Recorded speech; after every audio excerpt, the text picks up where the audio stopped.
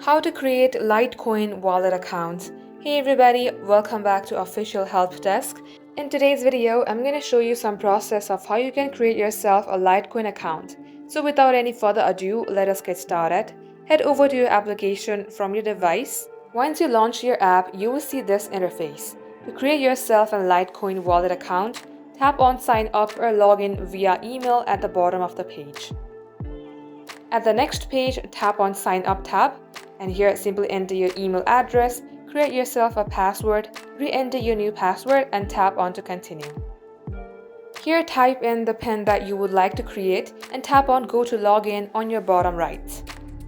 And when you are almost done creating yourself a Litecoin wallet account, lastly you have to enter your name. In case you would like to receive any informative emails, then check the box that says I agree to receive informative emails. Once done, tap on to continue.